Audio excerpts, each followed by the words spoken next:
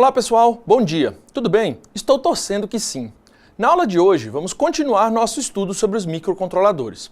Hoje falaremos sobre os recursos de interrupção, reset e clock. Todos esses recursos são fundamentais para o correto funcionamento e para uma operação segura. Como já dissemos antes, dentre os inúmeros periféricos que os microcontroladores possuem, esses três são comuns a todos, porque dificilmente funcionariam sem alguns deles. O recurso de interrupção é fundamental para otimizar e melhorar o fluxo de execução das instruções. O sistema de reset é fundamental para garantir a segurança e correta inicialização do dispositivo. E já o sistema de clock, ele é essencial para a sincronização de todos os dispositivos e componentes do circuito. Então, vamos começar nossa aula de hoje.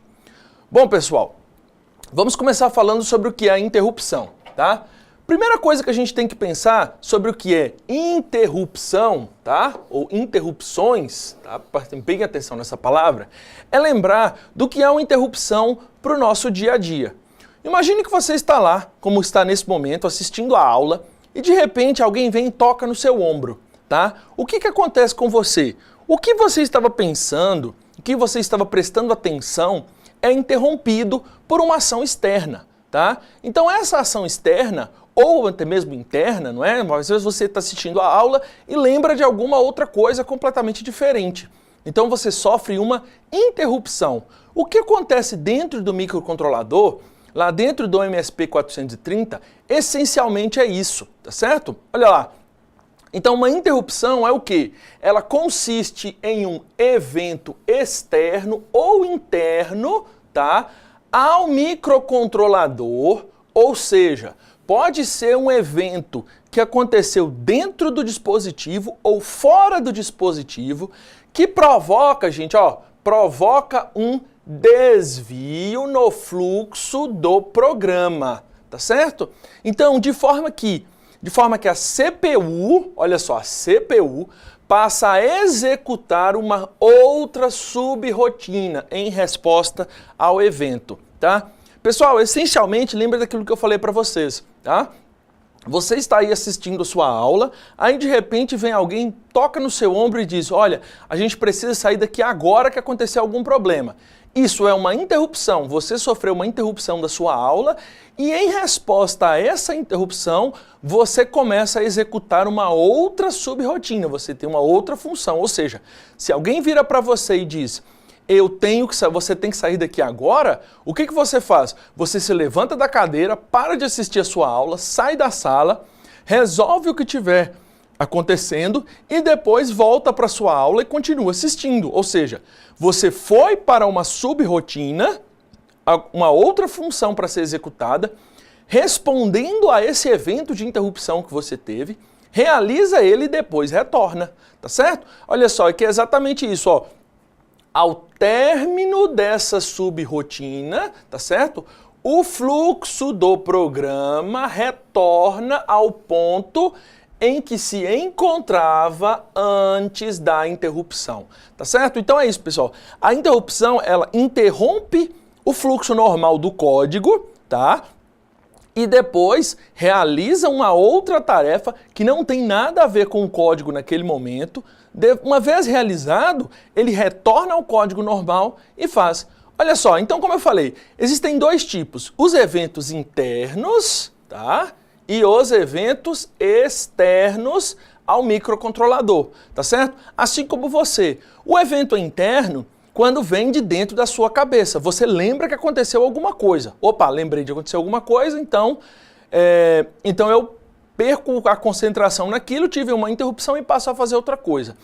E é um evento externo quando é alguém ou alguma coisa de fora da sua cabeça que te atrapalha, tá certo? Então olha só, o que é um evento interno ao microcontrolador? A ocorrência de overflow. O que é a ocorrência de overflow, gente? Essa palavrinha aqui, ó, overflow, ela diz que eu não tenho bits suficientes para realizar uma operação.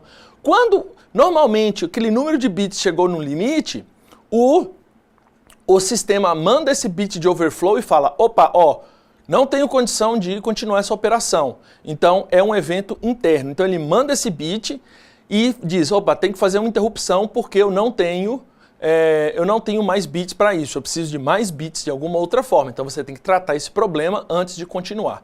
Um outro e principal é, tentativa de executar instrução não definida. Se você tenta acessar uma área de memória ou tenta fazer alguma coisa que não é definida dentro do microcontrolador, ele não vai conseguir fazer. Então ele faz o quê? Aciona uma interrupção interna para o código principal por questão de segurança e pede ao código, olha, o que eu tenho que fazer agora? Então ele faz um pedido, ele interrompe e fala, o que eu tenho que fazer agora? Aí você tem que tratar esse problema antes de seguir no código, tá certo? Eventos externos, esses são os mais importantes. Geralmente é aquilo que a gente usa, porque o evento externo, ele acontece quando você quer. O evento interno geralmente está relacionado a algum problema, mas o evento externo, tá? O evento externo é aquilo que a gente usa para sincronizar as nossas tarefas. Por exemplo, olha, o pedido de I/O, ou seja, o pedido de entrada e saída. Se você tem lá uma porta que foi definida como entrada, quando eu vou receber um dado daquela entrada, eu posso acionar uma interrupção, porque aí o meu programa para, eu recebo aquele dado, trato aquele dado de alguma forma específica, quando o dado já está pronto, eu retorno ao fluxo do código. Eu não estou rodando o meu código, não estou executando ele e tenho dados sendo inseridos no meu microcontrolador sem que eu esteja tratando deles, tá? Esses pedidos de I/O, assíncronos em relação à CPU, tá? Ou seja, sem relação temporal fixa com essa. Pessoal, vamos traduzir essa frase aqui, O que eu estou dizendo aqui? Quando eu falo que eu tenho um pedido de I/O assíncrono à CPU, sem relação temporal fixa com essa, quer dizer o seguinte, quando você tem um pedido de I/O sincronizado temporalmente com a CPU, o que isso quer dizer?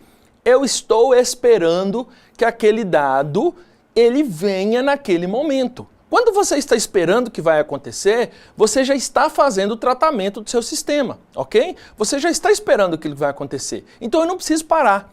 Eu já estou programado para aquilo. Você espera aquele sinal chegar naquele exato momento. Mas quando eu estou rodando o meu código e a qualquer momento, sem esperar, sem nenhuma preparação e sem nenhuma relação de tempo, chega alguma coisa, eu não posso eu não posso continuar rodando meu problema e recebendo aquilo. Fazendo uma comparação, por exemplo, você está na sua casa e você sabe que às 4 horas da tarde vão chegar 10 pessoas na sua casa, certo? O que você faz? Você se prepara para receber aquelas 10 pessoas. Então, quando elas chegam, você não vai parar de fazer nada, porque você já estava esperando, já era parte da sua rotina, parte do seu programa, ou seja, da sua programação, tá? Mas imagina que você está na sua casa, certo? Descansando num domingo à tarde, não estava esperando nada, e de repente chegam 10 pessoas na sua casa sem nenhum aviso prévio. O que você faz? Além de ficar meio bravo e desesperado, você vai fazer o quê? Você vai ter que parar tudo que você está fazendo e atender aquelas pessoas, tá? Atender aquelas pessoas não necessariamente significa receber as pessoas, o que seria o ideal, o mais educado. Mas você não vai poder continuar a fazer o que você estava fazendo quando chegarem 10 pessoas na sua casa. Você vai precisar parar o que você está fazendo, atender aquelas pessoas, tomar uma decisão sobre o que fazer com elas, para só depois retornar ao que você estava fazendo. Esse é o aspecto de assíncrono com relação à CPU. Como eu disse, se você levar para a sua vida, os eventos têm que ser sincronizados com relação a você. Ou seja, você seria a CPU, porque você toma as decisões. Então, tudo aquilo que é assíncrono a você, ou seja, aquilo que você não espera que esteja acontecendo naquele momento que você espera, você não vai poder continuar fazendo as coisas. Então, você tem que parar tudo e atender, tá? E olha só, interrupções são o quê? Elas são utilizadas quando necessita-se que a CPU responda imediatamente a um evento, mas sem perder a capacidade de executar outras operações enquanto este evento não ocorre, tá? Vamos traduzir de novo isso aqui, ó. O que eu estou dizendo aqui? A interrupção ela serve para quê? Para que eu possa deixar a CPU trabalhando naquela tarefa que eu especifiquei para ela fazer e quando eu não tenho interrupção, ela está lá trabalhando, quietinha, tá? Se tiver uma interrupção, eu posso fazer o quê? Eu paro o que a CPU estava fazendo, respondo à interrupção e aí depois eu retorno a fazer aquilo que eu estava esperando que ela fizesse, tá certo? Então, pessoal, interrupção é exatamente como diz a palavra, ela interrompe o fluxo e retorna, tá ok? Bom, vamos seguir aqui, tá? Olha lá. Mais sobre interrupções. Para que as interrupções são utilizadas? Gente, elas são utilizadas para quê? Como eu já falei, ó, permitir uma resposta rápida da CPU a um evento específico, tá? Evitar exclusão contínua de eventos raros. Pessoal, imagina que você está na sua casa e de repente você escuta um barulho. Você não sabe o que é esse barulho te interrompe uma vez só. Aí você vai lá e ignora esse barulho e segue adiante, tá? Se esse barulho continuar todos os dias naquele mesmo horário, com certeza você vai ficar incomodado e você vai fazer o quê? Você vai procurar saber o que é aquele barulho, tá ok? Então quando você vai fazer isso, por quê? Porque você está sendo interrompido. Se não houvesse a interrupção, imagina que você estivesse dentro de casa utilizando um fone de ouvido ouvindo uma música, de forma que você não escutasse esse barulho. O que ia acontecer? Você não seria interrompido, ou seja, você está excluindo continuamente um evento que está acontecendo, tá certo? Quando você está excluindo de forma contínua esse evento, você não sabe o que está acontecendo, tá? Então a interrupção serve para isso. Opa, tem uma interrupção, paro o que eu estou fazendo, vou lá, verifico o que é e volto, tá? Então para isso que está acontecendo, tá? E outra, minimizar paradas para o processamento, tratamento de outras tarefas, tá? Então olha só, como eu disse, se você tiver interrupções constantes, se toda hora chegar alguma coisa para a CPU fazer e ela tiver que fazer um monte de coisa ao mesmo tempo, é claro que o processamento vai ser reduzido. Agora, quando eu tenho a interrupção, eu minimizo essas paradas, porque eu vou lá, trato a interrupção, que não é um evento contínuo, porque se for um evento que estiver acontecendo sempre, aí eu não posso tratar com interrupção, eu tenho que tratar como uma rotina, tá certo? Então, a interrupção, gente, ela é um evento raro. Eu vou lá, recebo aquilo que eu estou fazendo, paro, recebo o que eu estou fazendo e volto, tá? Então eu tenho que fazer isso. Então olha só, o que mais que as interrupções fazem? Elas possibilitam um tratamento mais eficiente das operações de entrada e saída. Permitem o quê? Um atendimento adequado aos requisitos das aplicações em tempo real. Ok, o que eu estou fazendo? Possibilitar um tratamento mais eficiente das operações de entrada e saída, certo? Imagina outra coisa, imagina, por exemplo, que você vai chegar numa loja e lá dentro tem um atendente que está o tempo todo no computador. Aí você chega e ele faz o quê? Ele não para de fazer o trabalho que ele está fazendo no computador e não te atende. O que vai acontecer? Você vai ficar insatisfeito, vai ficar chateado e vai embora, tá certo? Então, o que é essa interrupção? Você chega, o que seria o atendimento ideal, né? Você chega na loja, o atendente percebe que você chegou, para o que ele estiver fazendo no computador, se levanta, vem até você e faz o quê? Faz um atendimento adequado, tá? Atendimento adequado o quê? A operação de entrada e saída. Quem é a entrada e saída? Você é o cliente. Você está entrando na loja. Você está entrando com novas informações na loja. Então, quando você faz isso, e aí o atendente da loja tem que parar o que ele está fazendo, vir te atender adequadamente em tempo real e não no tempo que ele quer, é no seu tempo, você é a interrupção para ele, tá? Porque você que é a prioridade para o atendente, você é o cliente, tá certo? Um outro exemplo, olha só como está aqui, ó. Pensar o quê? Numa luta de boxe. O que tem na luta de boxe? A luta está lá. Os dois lutadores estão lá lutando. Olha o desenho aqui, ó. Dois lutadores, tá? Ó, eles estão aqui lutando, tá certo? E a luta, ela é interrompida. Quando é que ela é interrompida? Quando tem gongo. O que é o gongo? Quando eu digo, opa, final do primeiro assalto, tá? Primeiro round, acabou a luta, opa, interrompi, vem o árbitro, interrompe a luta, cada um vai para o seu canto, tá? Um outro modo para interromper isso, quando um dos lutadores cai ou é nocauteado. Então isso aí para a luta. Se alguém caiu ou está nocauteado, a luta não continua, tá? Outras coisas, jogar a toalha, desclassificação ou problemas médicos de alguns dos lutadores. Gente, tudo isso aqui é o quê? Interrupção. O que isso quer dizer? Essas 5 características aqui para uma luta de boxe são interrupções. A luta não segue quando acontecer isso aqui, tá? Aconteceu, a luta não vai seguir. Então, o que eu tenho que fazer? Tratar a interrupção, resolver o problema e depois seguir a luta adiante, ok? Então, beleza, olha só, vamos lá, tá?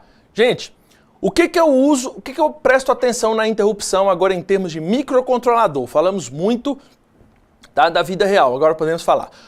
O microcontrolador, especialmente o MSP430, assim como vários outros, tem uma instrução interna chamada de IRQ, do inglês Interrupt Request, ou pedido de interrupção ou requisição de interrupção, tá? Ele é o quê? Realizado por uma das diversas fontes de interrupção possíveis, tá certo? Então olha só, gente, o que acontece? O que é o pedido de interrupção?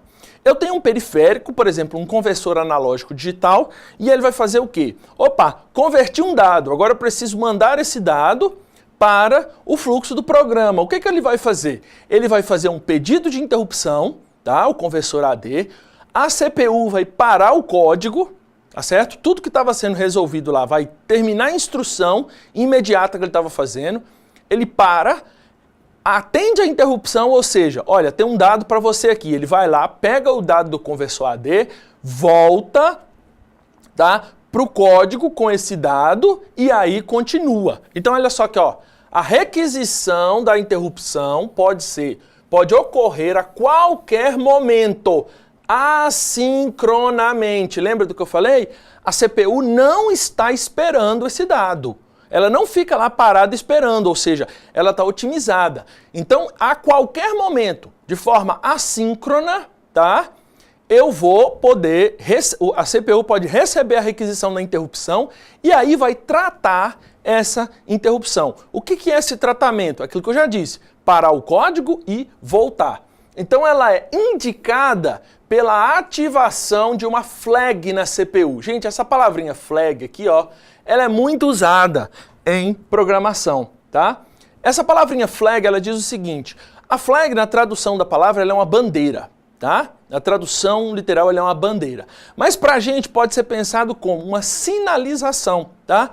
Em termos de software e hardware, é um bit. Eu saio de um 0 para 1 ou de 1 para 0. Nisso que a gente chama de flag de interrupção. Então, a CPU está lá rodando. Aí, de repente, um periférico vai lá e faz a requisição de interrupção e na CPU, esse flag de interrupção sai de 0 e vai para 1. Quando a CPU enxergou aquele 1, a CPU para tudo. Fala, opa, parou. E agora, eu posso fazer o quê? Tá? Então, quem seta, ou seja, quem faz o pedido e muda essa flag de interrupção? Quem é a fonte de interrupção? Tá?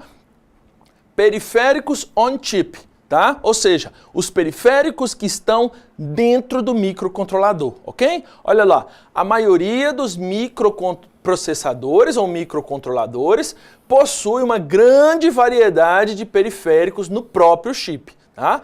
As interrupções ocorrem quando certas condições previamente estabelecidas foram atingidas. Por exemplo, aquilo que eu falei com vocês do conversor analógico digital. O que é a condição estabelecida? Foi atingida. A conversão está pronta. Quando a conversão está pronta, o que ela faz? Seta o flag de interrupção para a CPU vai lá no periférico, no conversor AD, pega aquele dado, retorna para o fluxo de dado e limpa essa flag de interrupção de forma que o fluxo de programa na CPU continua normal, tá certo? Outra coisa, ó. Linhas de interrupção externas, tá? Maioria dos microprocessadores, microcontroladores, possui uma ou mais linhas de interrupção externas que podem ser ativadas por um circuito externo. Então, gente, imagina o seguinte, a gente tem lá, por exemplo, uma porta de elevador, certo? Aquela porta de elevador, ela abre e fecha, certo? Ela tá lá indo para fechar. Aí você faz o quê? Você vai lá e põe a mão na porta do elevador e a porta faz o quê? Para. Isso é uma interrupção, tá certo? Você está interrompendo essa atividade, tá? Fazendo uma leitura com o mundo externo, né, com nossa realidade, o que você pode pensar em interrupção externa? Você está vendo televisão e aí de repente passa alguém na frente. Você foi o quê? Você foi interrompido externamente, tá? Para o microcontrolador, a gente faz o quê? A gente tem um pino setado como entrada, tá certo? Normalmente uma entrada digital. E você faz o quê? Um outro circuito externo envia um sinal, uma entrada para o meu microcontrolador e quando aquela entrada é setada, automaticamente o flag de interrupção é ajustado e aí o sistema para, tá ok? Então olha só, interrupção por software, tá? Também chamadas exceções ou traps. Em inglês, trap é armadilha, ou seja, eu tenho uma armadilha que pegou para mim. Essas interrupções são geradas devido a um controle, opa, deixa eu só apagar isso aqui, ó, devido a vamos sublinhar aqui de novo, olha só, ó, interrupções por software. Então, ó, essas interrupções são geradas devido a um controle de software ou uma operação iniciada por um software, tá? Por exemplo, tá? Divisão por zero, overflow ou underflow, tá? Divisão por zero. Se eu dividir por zero, gente, eu não posso dividir por zero. Tá? Divisão por zero é uma operação impossível. Então, se o sistema lá calculou alguma coisa e deu uma divisão por zero, o sistema vai travar. E antes de travar, ele faz o quê? Manda uma interrupção, fala, opa, a interrupção parou o código e o código está parado enquanto esse problema não foi resolvido. Como eu disse, o overflow, ou seja, não tenho bits suficientes para resolver essa operação, é um valor grande demais para isso, ou até mesmo underflow, ou seja, tem bits sobrando. O que eu vou fazer com esse bit sobrando aqui, tá? Pode ser isso, ok? Falha de hardware, tá? A gente vai falar isso um pouco aqui na parte do reset também. Então a falha de hardware, ela faz o quê? Ela é gerada por uma falha, tal como falha de alimentação ou um erro de paridade. Ou seja, por exemplo, o seu computador deu um erro na sua memória RAM. O que vai acontecer? Ele não vai iniciar. Por quê? Quando tiver um erro de memória, vou mandar uma interrupção para o código e dizer, não inicialize, porque se você inicializar desse jeito, vai danificar o problema, vai danificar o dispositivo. Então ele não inicia, por quê? Porque tem uma interrupção ali no meio, tá certo?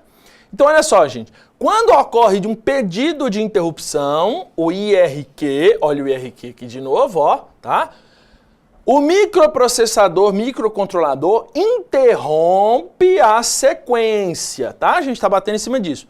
A sequência de execução apontada pelo PC, PC aqui nós não estamos falando do computador, nós estamos falando de um registrador chamado contador de programa, tá? Ou seja, esse contador de programa é que está dizendo para mim assim, agora você executa isso, agora você executa isso, agora você executa isso.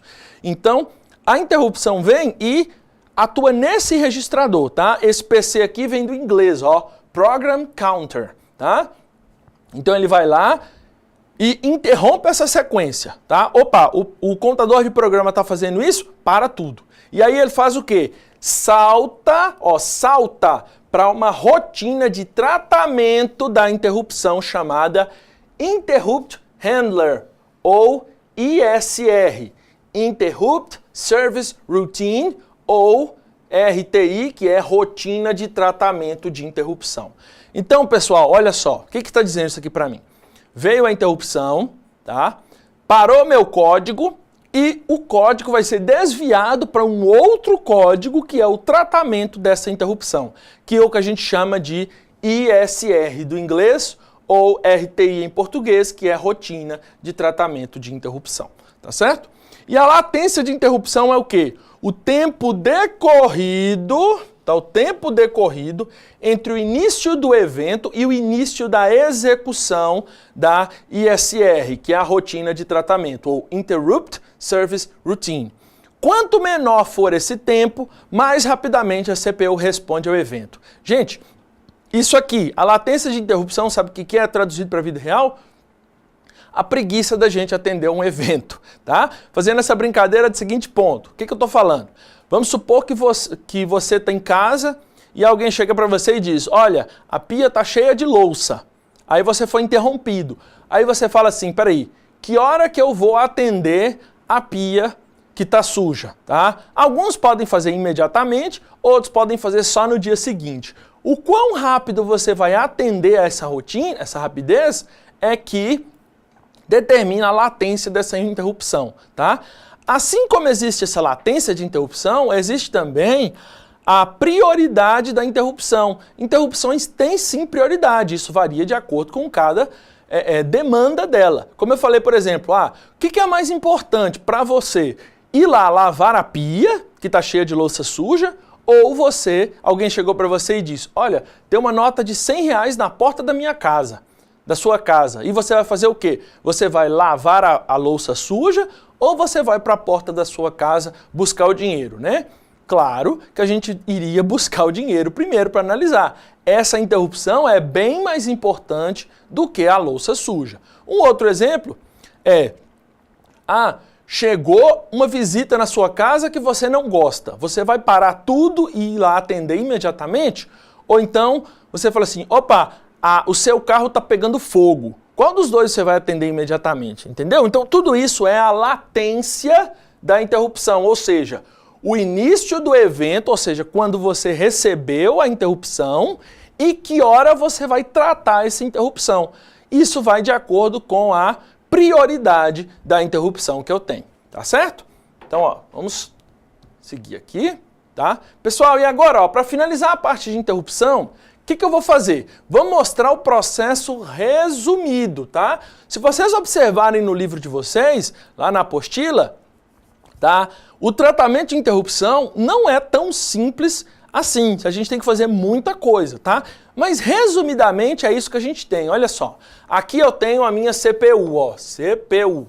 A CPU tá rodando o meu código nessa sequência, linha por linha. Linha 1, linha 2, linha 3, linha 4. Aí ela tá descendo na sequência, vai descendo, descendo, descendo.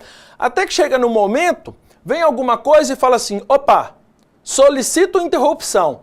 Parei, olha só aqui, parei. Tá vendo? Aqui, ó o quebradinho aqui, ó o quebradinho aqui, ó. O código não segue para frente, tá? E o que eu vou fazer? Olha só. Nesse momento, eu vou, desde o código está parado, tá? E aí ele vai fazer, o que é a primeira coisa? Salvar o conteúdo dos registradores de uma pilha. Gente, a pilha é a mesma coisa de você pensar uma pilha de papéis. Imagina que você tem uma pilha de papéis na sua casa. Opa, você vai pegando o conteúdo dos registradores que eu tinha antes, aqui no código normal, tá? Os registradores, o conteúdo dos registradores aqui, e vou fazer o quê? Salvar o conteúdo desses registradores numa pilha deles. Então eu vou pegar lá e vou empilhar todos esses registradores, tá?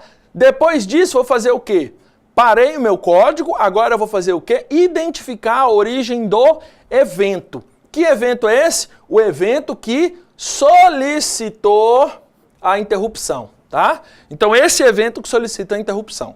Eu vou identificar a origem, vou obter o endereço da rotina de tratamento, ou seja, identifiquei o que é que solicitou, beleza. Agora eu vou fazer o quê? Pegar o endereço do periférico que está pedindo essa interrupção, tá? Peguei o endereço, peguei a rotina, beleza. Agora eu vou fazer o quê? Fazer o tratamento dessa rotina, tá? Interrupt Service Routine, rotina de interrupção do serviço, tá? Vou tratar essa interrupção agora, tá certo? Tratei a interrupção, resolvi o meu problema, faço o que agora? Vou pegar esse conteúdo que estava aqui, salvo, e vou restaurar agora, Pego aqui e voltei ao normal e agora faço o quê? Ó, retorno o meu programa e quando eu retorno, ele segue o fluxo normal. Beleza, pessoal? Então, ó, como eu disse, essa é a forma resumida, tá? Resumida. A gente poderia falar por horas e horas e horas a fio só sobre interrupções, tá? Porém, aqui a gente vai fazer uma abordagem resumida. Deem uma olhada no livro de vocês, tem muita coisa lá, dá para aprender muita coisa, tá certo? Então agora a gente segue para o próximo periférico, tá? Vamos falar agora, pessoal, o quê? Do reset. Tá? O que é o reset? Gente, o reset é uma palavra em inglês, que a gente pode falar como reinício, tá? Ou reiniciar o sistema, tá? O que eu vou fazer no processo de reset, tá? Eu vou imediatamente, olha só, imediatamente, não tem latência, não tem espera, é imediato, tá? Vou fazer o quê? Interromper o funcionamento de qualquer coisa que esteja em andamento, limpar, zerar os registradores, fazer tudo e começar tudo do zero, tá? Então o reset, gente, ele muda tudo, tá? Ele zera tudo. Imagina se você pudesse dar um reset na sua vida. O que aconteceria se você chegasse e falasse assim, opa, dei um reset na sua vida?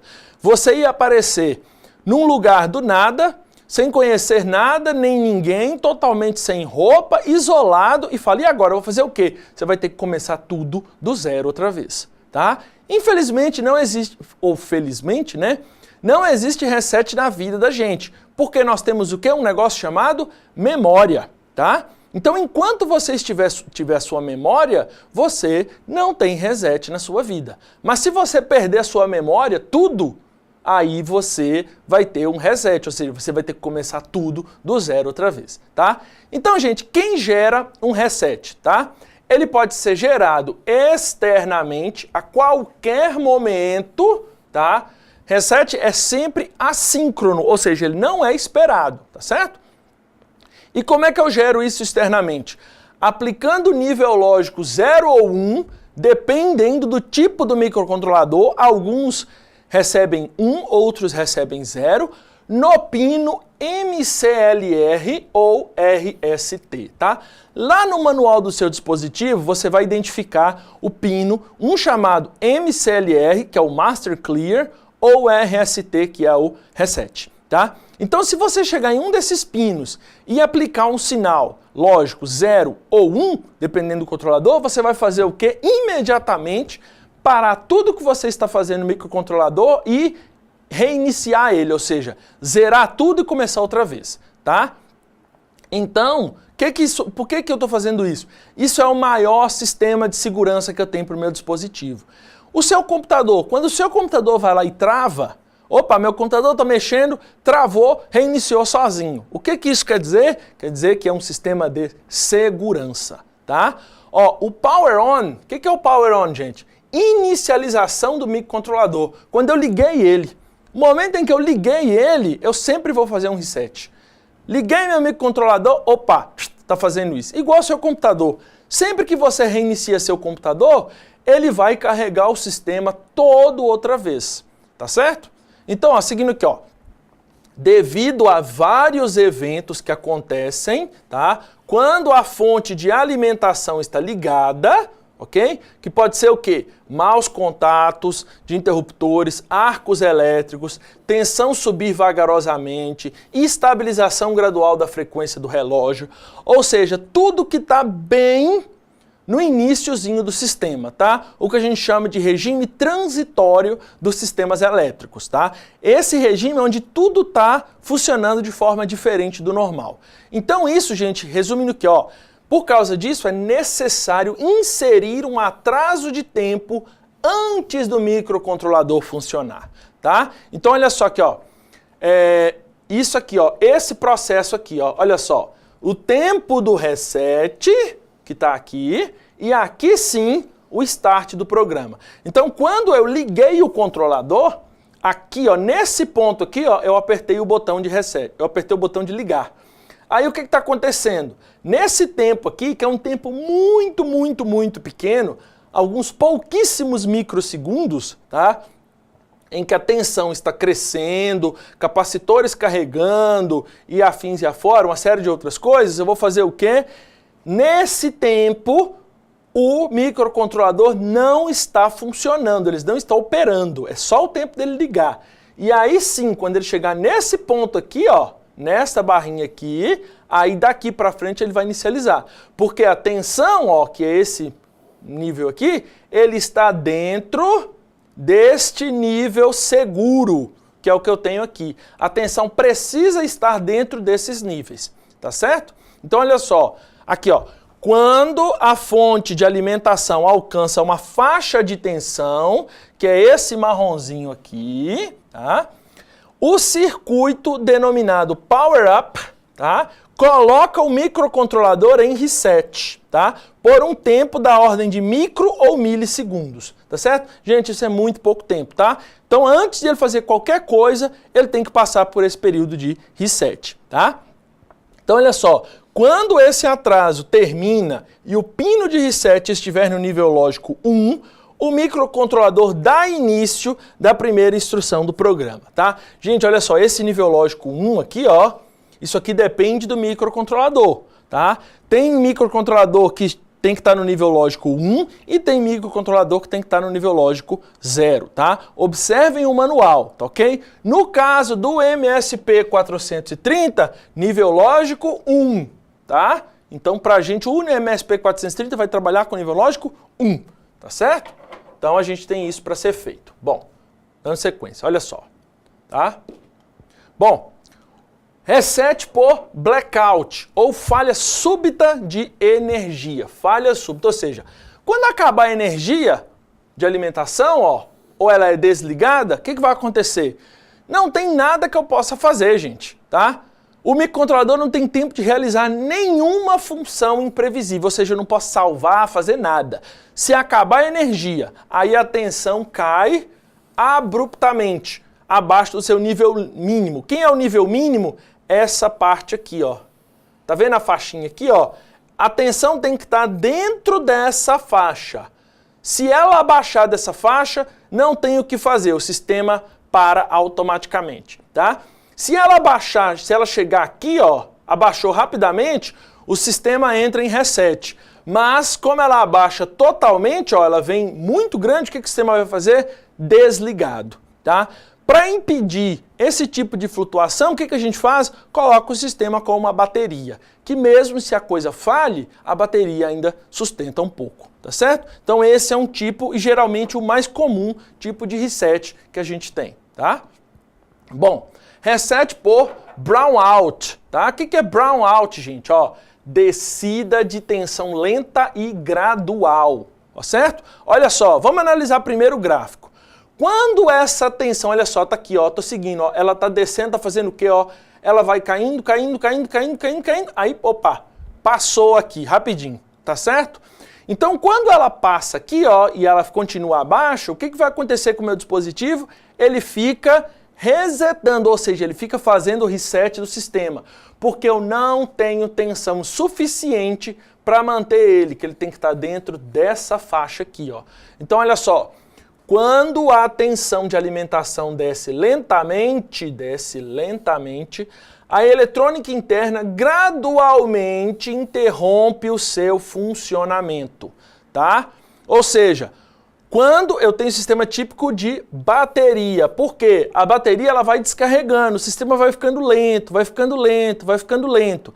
Então, nesse caso, ó, antes do microprocessador parar a execução do programa, há um grave perigo de que circuitos que trabalhem a uma tensão superior comecem a trabalhar de forma descontrolada. Então, o que acontece?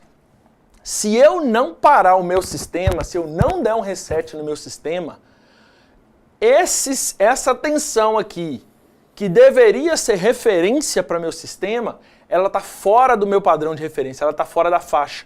Então, para impedir o meu sistema de atuar de forma errada, quando ele sair da faixa mínima de segurança de tensão, o meu sistema vai dar um reset, ou seja, vou parar o meu funcionamento dele, tá certo? E não vai deixar enquanto essa tensão não for normal, tá?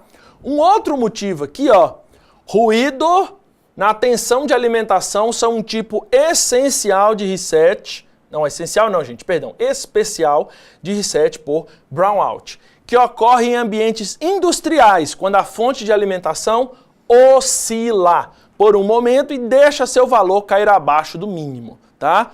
Mesmo que curtos, esses ruídos na linha de alimentação podem causar problemas no funcionamento do dispositivo. Vamos analisar o gráfico, gente. Olha só, esse ponto específico aqui, ó. Tá? Olha só, a tensão veio aqui, aí teve um problema na fábrica, tá? Teve um curto-circuito em algum outro ponto da fábrica. E o que aconteceu aqui, ó? Balançou. Olha o que acontece aqui, ó. Tá vendo esse ponto aqui, ó, gente? Abaixou do mínimo e aqui também passou do máximo. O que o meu sistema vai fazer por segurança para impedir qualquer problema? Passou desse ponto aqui, ó. Reset, tá? Então, para impedir o sistema de ter qualquer coisa, ele vai, pá, resetou aqui e aí sim o sistema vai estar operando em segurança, porque chegou aqui e falou, pá, aqui não tem condição de operar, então eu vou resetar esse sistema e não tenho o que fazer para mim mais. Tá certo, gente? São alguns tipos de reset. Existem outros? Existem, mas aqui não vai dar para a gente ver todos, tá? Seriam os principais. E o pino de reset, tá? O que é o pino de reset para mim? Olha lá, tem aqui, ó, tô aqui no meu controlador, ó. Olha aqui, ó, o Master Clear, ou seja, eu vou limpar tudo no meu dispositivo, vou fazer um reset, tá? Marcado como MCLR Master Clear ou RST de reset, tá? Esse é o pino. E ele serve para quê? Fazer o reset externo do microcontrolador, tá? Aplicando nível lógico 0, um típico, dependendo do microcontrolador usado. Então o Master Clear está lá, eu vou aplicar um nível 0. Nesse caso aqui, olha só, por quê? Ó, esse pino aqui está conectado no 0. E quem está conectado aqui no pino, ó, esse ponto. Quando eu apertar esse botãozinho, o que eu vou fazer? Conectar esse Master Clear ao terra. Ou seja, vou mandar nível lógico 0. Tá? E aí eu vou resetar, tá? Então olha só, no caso do chip, ou seja, o microcontrolador não ter um circuito de brownout, esse circuitinho aqui, um simples circuito externo pode ser ligado a esse pino, tá? Corrigindo, esse aqui, ó, é o circuito externo de brownout, exatamente para fazer o que eu quero, tá? Talvez o chip não tenha internamente, esse chip aqui, ó, não tenha internamente um circuito de brownout, que eu vou colocar aqui como BO, tá? Então, ó, a função dos componentes adicionais é a de conseguir manter um estado lógico 1 puro no pino, sem oscilações durante o funcionamento. Ou seja, esse circuitinho aqui, tá? Esse circuitinho de brownout aqui, ele tem que garantir a função mantendo nesse pino aqui, nesse caso, o estado 1. Ou seja, não vou deixar ele resetar. Mas se eu precisar, aí eu aperto esse pino e jogo um 0 para cá. Então, mesmo que a tensão oscile e faça algumas coisas, eu tenho que garantir que essa tensão aqui seja 0. Tá ok, pessoal? Então, isso que eu tenho que fazer. Bom, então esse foi rapidamente o meu conceito de reset, tá? Então agora a gente segue para o próximo, que é o clock, tá? Pessoal, o que é o clock, que a gente tanto fala? O clock é muito conhecido de todos nós, tá? Quando você fala, quero comprar um computador de 1 GHz, quero comprar um computador que tem processador de 3 GHz. Ah, o meu celular tem um processador de 10 núcleos a 2 ou 3 GHz. Gente, essa unidade de frequência, 1 GHz, 2 GHz, 4 MHz, alguns kHz, tudo isso é a identificação da frequência do clock, tá? O que é o clock? Clock do inglês é um relógio. Então você tá tic-tac, tic-tac. Para que a gente usa o relógio? Para sincronizar a nossa vida aos nossos eventos. Então olha só, quando você fala assim, a aula tem, por exemplo, 30 minutos. Esse minutos é uma unidade de tempo. Como é que você marca esses 30 minutos? Utilizando um clock, ou seja, um relógio. Tá certo? Então, o que é um sinal de clock, então, gente? Ó, o sinal de clock é o quê? Uma onda quadrada cujas bordas acionam todos os equipamentos de hardware para que as alterações nos diferentes componentes sejam sincronizadas, tá? Gente, olha só, vou desenhar aqui para vocês, ó. Olha lá, ó, desenhar aqui rapidinho para vocês. O clock é isso, ó. Imagina do relógio. Vamos lembrar do sinal, do som que o relógio faz. Ele faz tic-tac, tic-tac, tic-tac, não é? Que a gente está lembrando? Então, olha só o clock, ó, ele vai fazer o quê, ó? Tic-tac, tic-tac, tic-tac, tic-tac. Tá certo? Então, olha só. Tenho aqui uma passagem de tempo.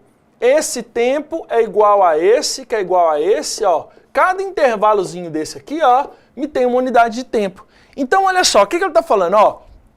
Cujas bordas. Quais bordas é essa? Gente, o momento em que esse sinal aqui, ó, ele está descendo, sai do nível lógico alto para o baixo, ou ele está subindo, sai do nível lógico baixo para o nível lógico alto. Então, gente, nesse momento aqui, ó, essa transição aqui, que eu saio do bit 1 para o bit 0, ou saio do bit 0 para o bit 1, é nesse momento que eu vou acionar o dispositivo de hardware. Que aí ele vai fazer, opa, você vai fazer alguma modificação quando?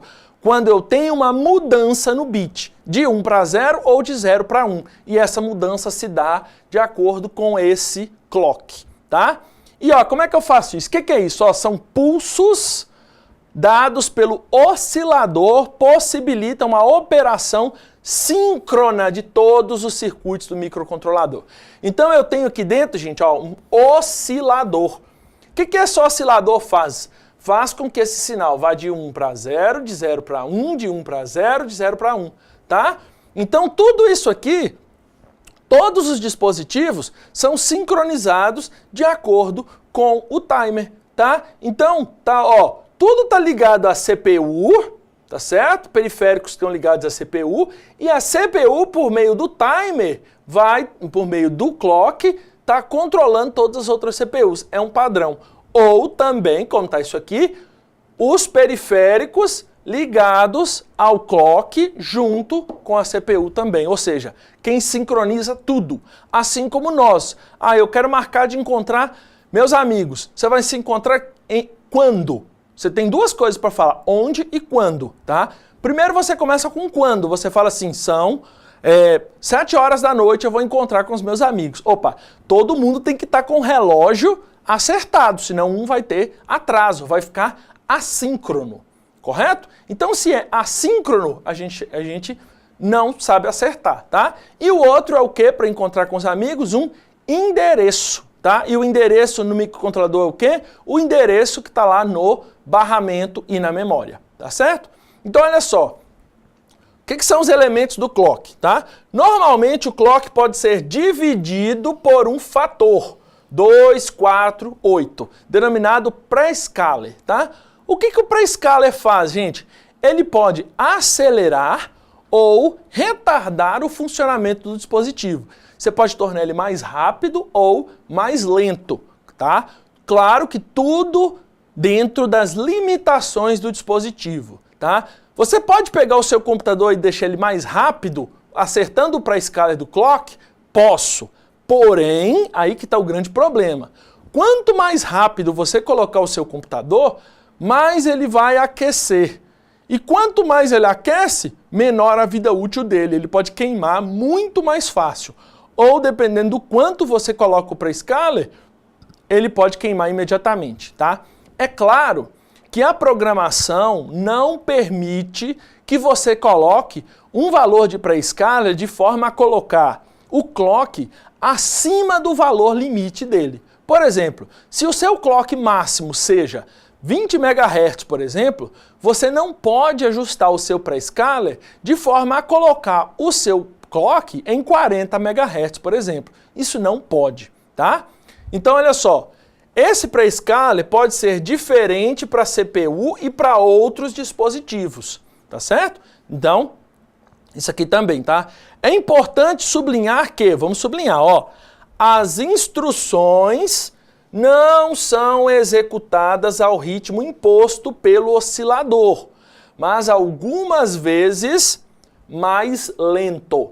Isso acontece porque cada instrução é executada em vários passos, tá? Gente, pensa o seguinte, vamos fazer uma comparação básica entre, por exemplo, homem e mulher, mais básico. É preciso sair para ir para uma festa, tá? As instruções são as mesmas, você precisa estar na festa em roupa, vamos dizer assim, roupa de gala, você tem que estar elegante, tem que estar arrumado, correto? Quem vai demorar mais tempo, tá? Quem vai demorar mais tempo para se arrumar, teoricamente, é o que se espera, é uma mulher vai se demorar mais para arrumar. Claro que também ela vai ficar muito mais bonita do que os homens, né? Muito bom isso. Porém, gente, o que isso acarreta? Não quer dizer que se como eu tenho um número de instruções, não quer dizer que as instruções vão ser executadas ao mesmo tempo. Por exemplo, tá? Como a gente falou da arrumação, tá?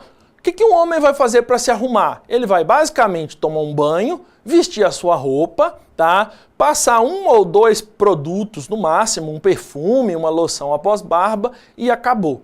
Já uma mulher vai ter um número bem maior de instruções que ela vai executar passo a passo. O número de passos para executar as instruções para arrumação no universo feminino é muito maior, tá? Então as tarefas, elas têm ritmo, elas têm tempo de execução diferente, porque o número de passos para a execução dessa tarefa é igual. O que é comum às duas tarefas? Por exemplo, a arrumação do homem e da mulher. O que é o comum?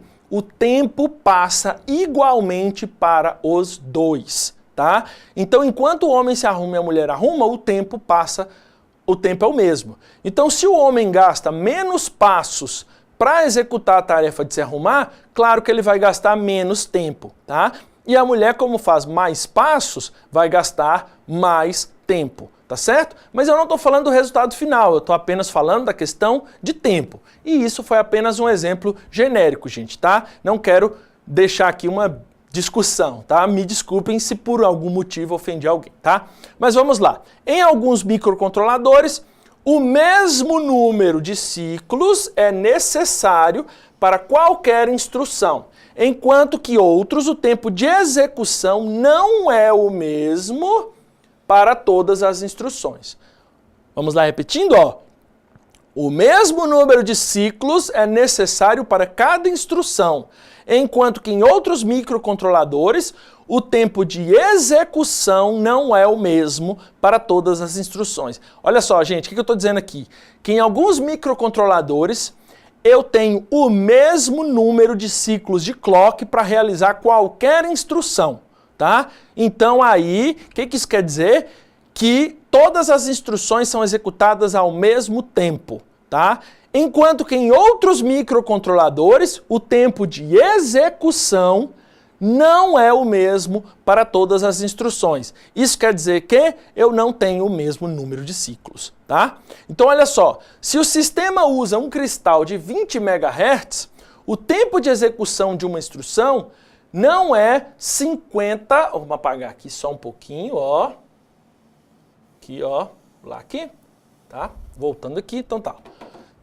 Se um sistema usa um cristal de 20 MHz, ou seja, o clock do sistema é de 20 MHz, o tempo de execução de uma instrução não é 50 nanosegundos, mas 200 nano, 400 ou 800, dependendo do tipo de instrução usada, tá? Do microcontrolador usado. Tá certo, gente? Isso é um pouquinho confuso, tá? A gente precisa analisar muitas coisas, especialmente quantos ciclos de clock cada instrução possui, tá? Para aí sim determinar quanto tempo essa instrução vai gastar, tá? E como é que eu sei quantos ciclos de clock cada instrução gasta? Gente, aí eu tenho que verificar no manual do meu dispositivo, tá certo? Então isso que eu vou ter que fazer. Bom, vamos dar continuidade ao nosso estudo do clock. Olha lá, tá? Devido ao conflito entre as exigências de alta performance e baixo consumo de energia, os microcontroladores mais modernos possuem sistemas de clock bem mais complicados, normalmente com 2 ou mais fontes, tá? Então, Os microcontroladores atuais têm várias fontes de clock, então não é uma coisa tão simples, eu não posso generalizar o processo. O que eu generalizo é, eu tenho uma fonte, que é o meu oscilador, que vai gerar para mim o sinal de referência para o clock, tá? Olha só alguns exemplos. Um clock rápido para controlar o processador, tá? Que pode ser iniciado e interrompido rapidamente para conservar energia, mas que geralmente precisa ser particularmente preciso. Então eu tenho um clock rápido, eu quero muito poder de processamento e quero que ele tenha baixo consumo de energia. Então ele vai acelerar, vai processar rapidinho e depois para, tá? Então em muitas aplicações aqui, ó, o microprocessador passa a maior parte do tempo em um modo de baixo consumo, LPM, Low Power Mode, até algum evento ocorrer, quando ele acordar e manipular o evento rapidamente. Gente, isso aqui é a mesma coisa que dizer assim, vamos pensar a mesma coisa. Se você está em casa, lá à toa, no final de semana, por que você vai ficar agitado, prestando atenção em tudo, concentrado? Porque esse modo de concentração faz você gastar muita energia. Então você faz o quê? Entra no seu Low Power Mode, que é o quê? Ficar deitado, relaxado, quieto, porque você não vai gastar energia desse jeito, tá? Os processadores novos, eles fazem realmente a mesma coisa. Então ele faz o quê? Ele acelera o clock, ele joga o clock lá em cima, ou seja, coloca um clock forte, rápido, para processar rapidamente. Quando ele processou aquela tarefa rapidamente, aí ele faz o quê? Joga o clock baixinho para ficar em Low Power Mode, para consumir menos. Essa é uma das principais características do MSP 430.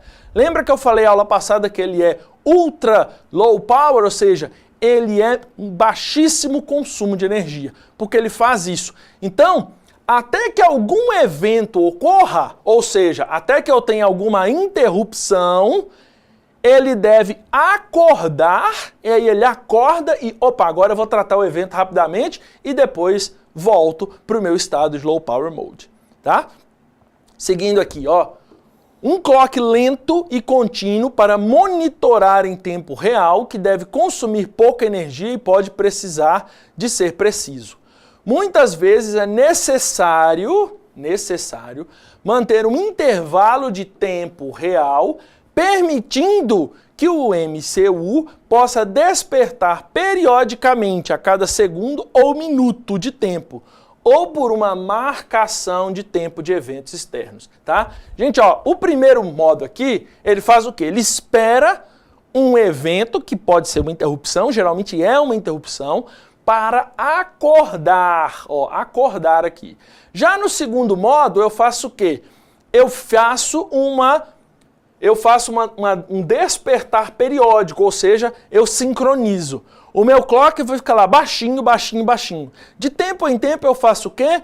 Desperto, processo alguma coisa muito rápido e depois baixo. Ou então, uma marcação de tempo de evento externo, tá? Da mesma forma que o outro. Externamente, eu, acelero o clock, freio o clock, acelero o clock, freio o clock. Dessa forma eu faço o quê? Diminuo muito o consumo de energia que eu tenho do meu dispositivo, tá certo? Então isso aí já ajuda bastante, tá ok? Vamos seguir aqui, ó. Ó, o que eu falei para vocês, tá? O clock, ele é gerado em função do tipo de oscilador que a gente usa, tá? O que é o oscilador mais comum? É o cristal. Gente, por favor, não confunda, esse cristal não é aquele cristal que está no lustre, não é aquele cristal rico e tal. É um cristal de quartzo que está encapsulado num componente desse tamanho, tá? E por que um cristal? Porque o cristal vai estar lá dentro vibrando. O cristal vibra ali dentro e essa vibração emite um pulso elétrico que pode ser captado. E é esse pulso elétrico que gera o sinal de clock que eu vou utilizar, ó, tá? O que é a vantagem do oscilador tipo cristal? Ele é preciso. Então a frequência é bem próxima, informada no encapsulamento, ó. Aqui, ó, normalmente está escrito aqui, nessa regiãozinha aqui, ó, tá? A gente coloca aqui, geralmente está escrito lá, tá? Então, por exemplo, está lá escrito 10 kHz, tá? 10 kHz, tá? Isso está escrito no encapsulamento. Você vai medir na prática, ele vai medir o quê? Mais ou menos 9,8 kHz, por exemplo, tá? Se eu tenho 9,8 kHz, é bem próximo do encapsulado, tá? Que normalmente está dentro de uma parte em 10 à quinta. O que é 10 à quinta, gente? Ó, 10, 100, 1000, tá? Se é uma parte em 10 à quinta, eu vou fazer o quê? Ó, uma parte, então, vai dar mais ou menos, tá? Uma parte em 100.000, isso aqui vai dar mais ou menos 1000. Então, eu vou estar variando isso aqui de 99.000 até 100.000, ou seja, meu clock vai estar dentro desse ponto, tá? Se eu estou falando de 100 kHz, eu vou estar variando aí nesse aspecto que eu falei, de 99 kHz até 100 kHz nesse ponto, tá? E ele é estável. Ele não muda muito com o tempo ou temperatura, ou seja, ele vai ficar lá um bom tempo e não vou modificar isso. Ou posso esquentar ele, resfriar ele, que esse cristal não vai mudar muito da propriedade dele de oscilar, como a gente está feito, tá? Ele é barato também, é uma boa vantagem desse tipo de cristal, tá? Então esse oscilador a cristal é o mais comum que a gente tem. Um outro tipo é o que a gente chama de ressonador cerâmico, esse carinha aqui, ó, tá? O que o ressonador cerâmico faz também? Vai ressoar lá dentro. Ele é bastante similar aos cristais e ligado da mesma maneira, tá? Tem custo reduzido, tá? Bem mais barato que o cristal, mas tem menor estabilidade e precisão, tá certo? Ele vai variar mais. Se esquentar, ele vai mudar o valor, com o tempo ele vai mexer mais, então isso aqui seria para uma aplicação bem mais robusta, que não requer tanta precisão e de baixa longevidade, ou seja, que vai funcionar por pouco tempo, tá? Normalmente eu uso em frequências de 100 kHz a 20 MHz, tá? E o nosso último ressonador, tá? É o oscilador RC. Esse oscilador tipo RC, gente, ele é um circuito. Olha ele aqui, ó. Eu vou fazer um circuito aqui, ó. Ele é um circuito utilizando apenas um resistor e um capacitor. Ele é o mais barato de todos e o mais rápido para inicializar, mas tem precisão e estabilidade bem ruinzinhas, tá? Então, se eu quero fazer um oscilador bem rapidinho, uma coisa simples, de baixa frequência ali, eu faço um RC, tá? Ele pode ser o componente externo ou integrado ao próprio dispositivo que eu quero, tá? Ele é indicado quando não houver, por parte da aplicação, necessidade de estabilidade de precisão dessa oscilação. Ou seja, eu quero alguma coisa só para uma referência de tempo rápida, tá? Então eu posso usar um RC. Um RC eu posso estar utilizando, por exemplo, eu quero usar uma referência aí de minutos ou horas, aí eu posso usar um RC, tá? Mas se eu estiver falando de referências de microsegundos, milissegundos ou às vezes nanosegundos, nem pensar em usar o RC, tá certo? Então beleza, pessoal, é isso aqui por hoje o nosso clock, tá certo? Então pessoal, por hoje foi isso. Vimos aqui na nossa aula de hoje, trabalhamos com o quê? Trabalhamos com o sistema de interrupção, vimos a grande utilidade do sistema de interrupção, tá? E como ela desvia a execução do código para outra subrotina, tá? E vimos também o reset e a grande importância do reset para garantir a segurança na operação da informação do meu dispositivo, tá ok? E por último, vimos o sistema de clock, descobrindo que sem o sistema de clock, o microcontrolador iria funcionar? Sim, iria funcionar. Porém, todos os periféricos internos a ele seriam assíncronos, ou seja, eu não poderia pegar informação de um momento, de um dispositivo e passar para outro, tá certo? Então por hoje é só, nos vemos na semana que vem. Muito obrigado, pessoal, até mais.